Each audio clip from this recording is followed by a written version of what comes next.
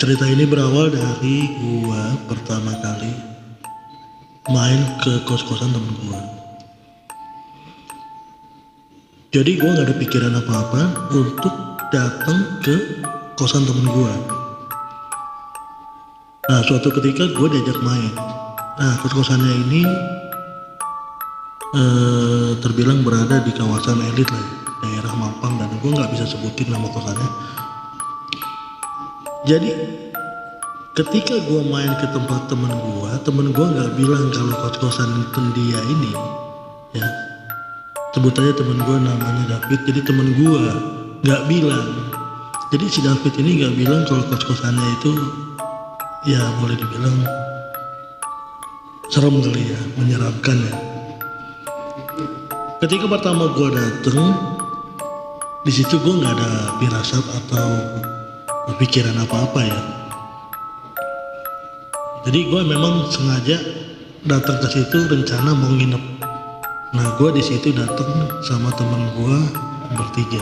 Jadi gue datang berempat. Gue, temen gue 3 orang, dan tuan rumah 1, si David itu. Jadi berlima. Nah, jadi kita ngobrol malam. Nah, sebelumnya gue ceritain dulu. Jadi temen gue ini kos-kosannya itu tepat di atas lantai 2. Jadi kos-kosannya ini kayak apa ya, boleh dibilang ya, kayak rusun ya. Jadi ada 3 lantai. Nah, temen gua itu kamarnya ada di lantai 2 seujung ya. Jadi meskipun ujung, tapi ada yang lebih ujung lagi itu toilet ya. Jadi itu kamar mandi. Jadi sebelum ke kamar mandi itu kamarnya temen gua, kos-kosannya. Jadi suatu ketika gua ngobrol nih sama temen gua nih, ngalor ngidul bla bla bla bla. Gua nggak sengaja ketika temen gua bercanda dan ketawa, gua denger ada seorang suara ketawa yang pasti bukan dari temen-temen gua. Dan temen-temen gua nggak ada yang sadar di situ. Ketika gue ketawa lagi, dia ikut ketawa.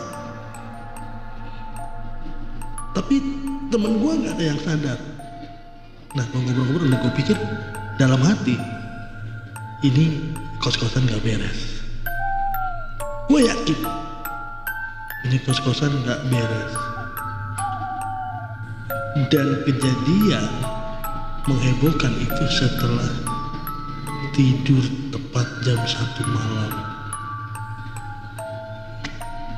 Jadi ketika teman-teman gue tidur, gue dikagetin sama suara tapak kaki berjalan. Tapi gue positive thinking aja, gue gak menghiraukan suara tapak kaki jalan itu, karena mungkin gue berpikir, oh ada kamar sebelah mungkin ke kamar mandi, atau sebaliknya dari kamar mandi ke kos-kosan masuk ke kamar. Tapi yang bikin gua janggal, setiap jalan ke kamar mandi itu tapak kaki itu kok setiap di depan pintu kamar kosan temen gua itu selalu ngetok 2 kali, tuk gitu.